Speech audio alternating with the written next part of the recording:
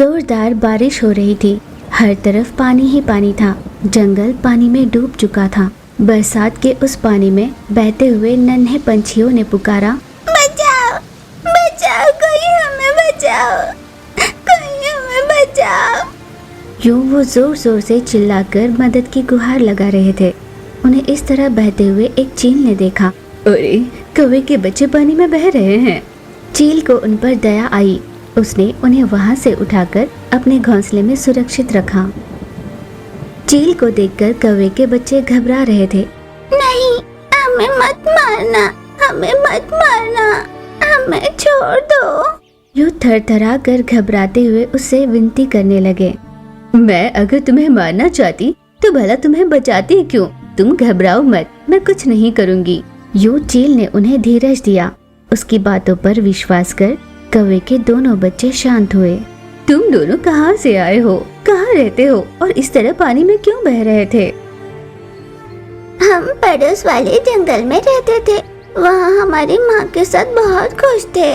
फिर अचानक जोरों की बारिश हुई और आंधी तूफान हुआ, जिससे हमारा घोंसला गिर गया। माँ हमें बचाने की कोशिश में चल बसी। यूं दुखी होकर दोनों ने बताया। उनकी बातें सुन चील को दया आई।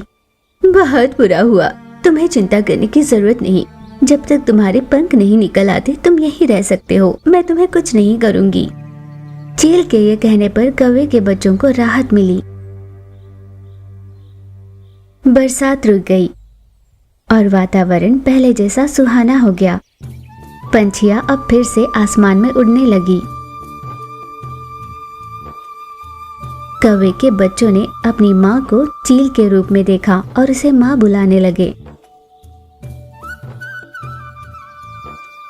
एक दिन लूसी कबूतर कौवे के उन बच्चों से मिलने आई और उनसे कहा, बच्चों, तुम्हारी माँ कहाँ है?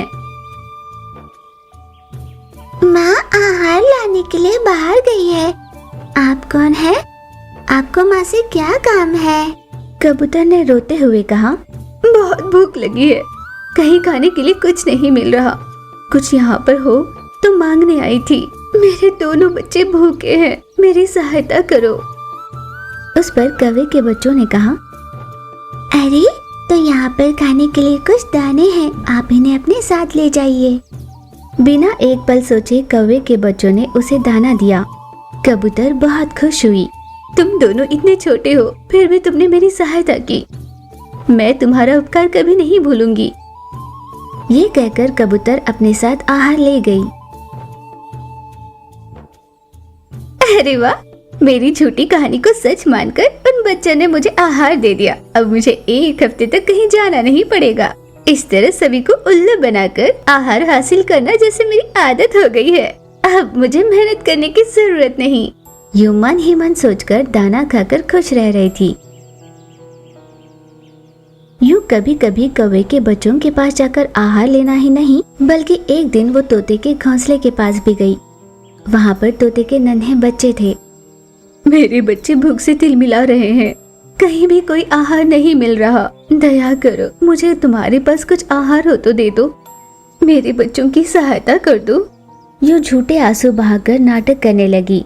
तोते के बच्चों ने उसे सही समझकर जैसे ही उसे दाना देना चाहा, तभी तोते की माँ वहाँ पर आई और उसने गुस्से से कहा, हे लूसी, क्यों तू इस तरह हर किसी को धोखा देती है? खुद मेहनत कर आहार नहीं हासिल कर सकती? इतनी आलसी क्यों बन गई है?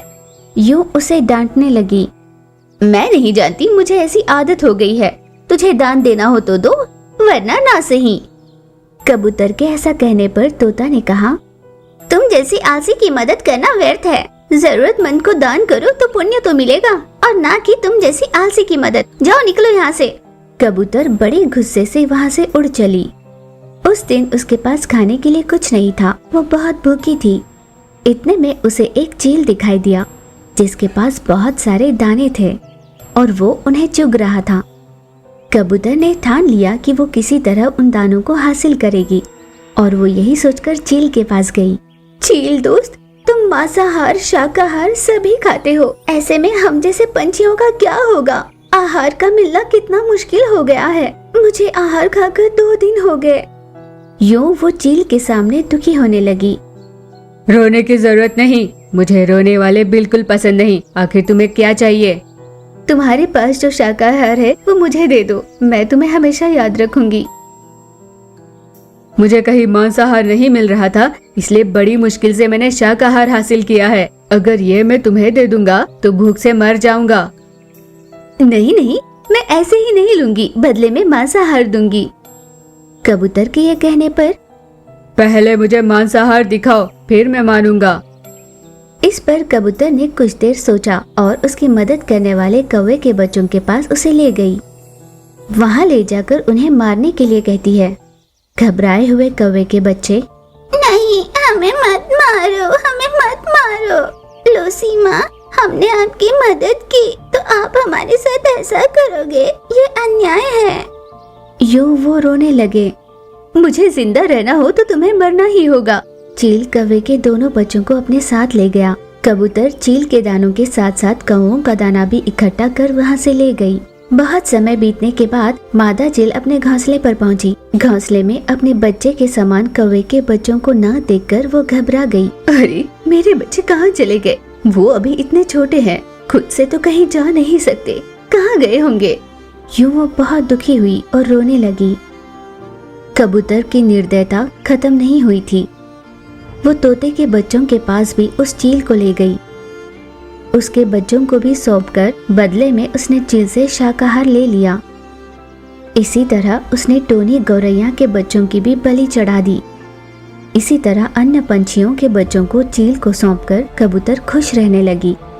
अपने बच्चों को खोई हुई सारी मादा पंछियां फूट फूट कर रो रही थी।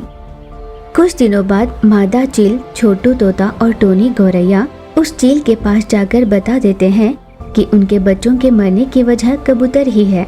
चील को जैसे ये बात पता चली वो आग बबूला हो गया।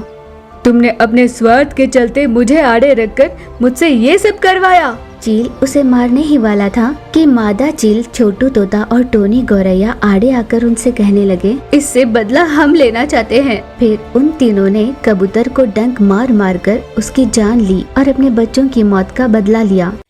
एक घने जंगल में एक बड़ा सा पेड़ था जिस पर एक घोंसला था। उस घोंसले में रहे एक अंडे से छोटा सा गौरैया बाहर निकला और वो अपने माँ के लिए ढूंढ रहा था। माँ, माँ। यूं वो रोता चिल्ला रहा था। इतने में वहाँ पर एक कबूतर आई। अरे, तुम किसका इंतजार कर रही हो? अपनी माँ का? उस पर नन्हे गौरैया ने कहा, मेरी माँ कहीं नहीं दिखाई दे रही, मैं माँ की राह देख रहा हूँ। तुम्हारी माँ का नाम टोनी है, मैं उसकी सहेली हूँ। मेरा नाम लूसी है। तुम्हारी माँ आहार लाने बाहर गई है, तुम चिंता मत करो, वो भी आती ही होंगी। लूसी की बातें सुन नन्ही गौरैया शांत हो गई। फिर लूसी कबूतर वहाँ से चली गई। दूसरी ओर चीचू कौवा और छोटू तोता दोनों एक पेड़ पर बैठे बहुत उदास हो रहे थे। बेचारी, ना जाने कौन है, उस चील के हाथों अपनी जान गंवा बैठी। हम उसे देखते रहे पर उसकी मदद नहीं कर पाए। और हम कर भी क्या सकते हैं? उस दुष्ट चील के आगे छोटे बड़े का कोई फर्क नहीं। ना जाने इससे हमें कब छुटकारा मिलेगा। यूं वो दोनों बात कर रहे थे, तभी वहाँ पर लूसी कबूतर भी आ गई। दोस्तों, तुम दोनों किस विषय में बात कर रहे हो? और किसके बारे में दोस्त? उस दुष्ट चील के बारे में। वो हम सबको मार कर खाए जा रही है ना। आज भी उसने एक गौरैया को मार खा लिया। उसने जाते जाते बहुत विनती की। ऐसे कौवे के कहने पर लूसी घबरा गई। क्या कहा? कहाँ है वो? वो मेरी सहेली है, टोनी है वो। यूं घबरा कर उनसे वहाँ का पता पूछा। उस पते पर वो उड़ती हुई गई। टोनी के कुछ अंश पड़े हुए थे। उसके बिखरे कुछ पंखों को देखकर लूसी बहुत दुखी हुई। ये तो सच में मेरी सहेली टोनी है। उसका बच्चा उसके लिए इंतजार कर रहा है। ये कैसा अनर्थ हो गया। अब कौन उसकी माँ बनेगी? कौन उसकी परवरिश करेगी? इस तरह वो बहुत दुखी हुए जा रही थी। इतने में आसमान में उड़ती हुई टोनी को वो दिखाई दी। क्या हुआ लूसी? तुम यहाँ बैठकर क्यों रो रही हो? बात क्या है? अचानक अपने दोस्त को वहाँ पर देखकर लूसी बहुत खुश हुई। दोस्त, तुम जिंदा हो? मैंने सोचा चील के हाथों तुम मारी गई। बीती सारी बात बताकर उसे गले लगाकर रोने लगी। दोस्त, तुम मुझे इतना चाहती हो कि मुझे ढूंढने के लिए यहाँ तक आ गई।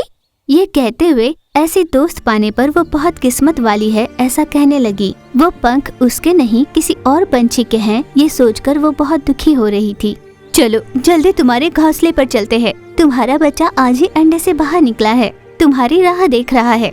कबूतर की बात सुनकर टोनी गौरैया बहुत खुश हुई। ठीक है, जल्दी चलो दोस्त। दोनों वहाँ से उड़ चली।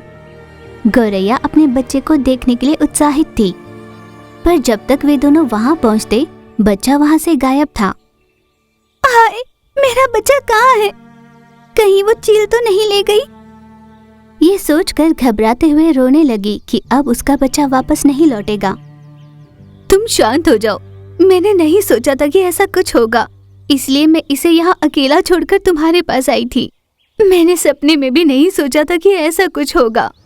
मैंने सोचा कहीं तुम उसके लिए चिंतित न हो जाओ, इसलिए मैं अपने साथ नहीं ले गई।